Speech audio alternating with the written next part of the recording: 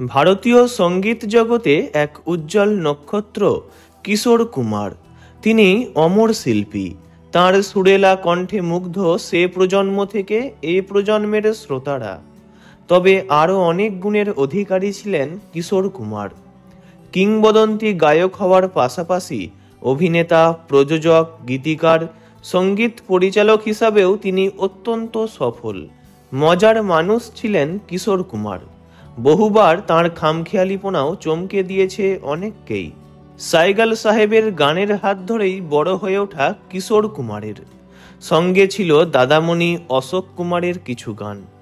ছোটবেলায় ইন্ডাস্ট্রিতে জনপ্রিয় হওয়ার অনেক আগে থেকেই গান গাওয়ার জন্য পারিশ্রমিক চাইতেন কিশোর কুমার। এমনকি বাবা গান গাইতে বললেও টাকা দাবি করতেন। টাকা ছাড়া গান গাইতেই চাইতেন না।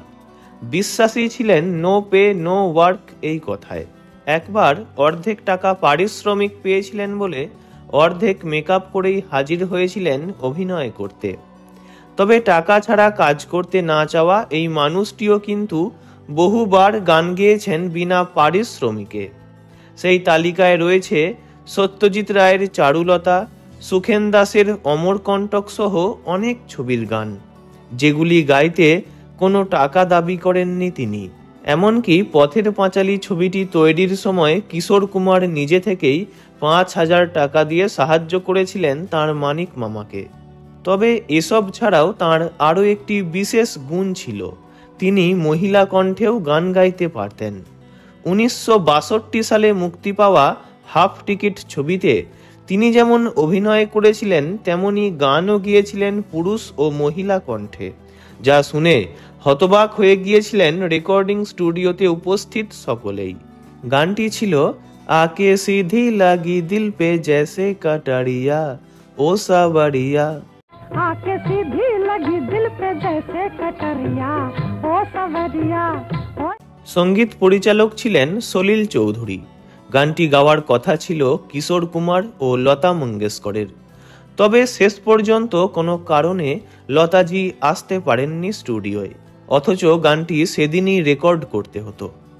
অতঃপর কিশোর কুমার পুরুষ ও মহিলা উভয় কণ্ঠেই গানটি গাইলেন।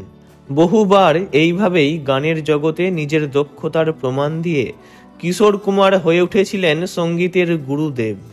তাঁর মতো এমন নানাবিধ গুণের অধিকারী শিল্পীকে হয়তো আর কখনোই ফিরে পাবে না ভারতীয় চলচ্চিত্র জগৎ। তাঁর প্রয়াণ চলচ্চিত্র ও সঙ্গীত জগতের এক বিরাট ক্ষতি। এই ভিডিও দ্বারা ওনাকে জানাই আন্তরিক শ্রদ্ধা। ভিডিওটি ভালো লাগলে লাইক করবেন, অন্য কারোর বিষয়ে জানতে কমেন্ট করবেন, আর এমনই সব ভিডিও পেতে চ্যানেলটি অবশ্যই সাবস্ক্রাইব করবেন। ধন্যবাদ।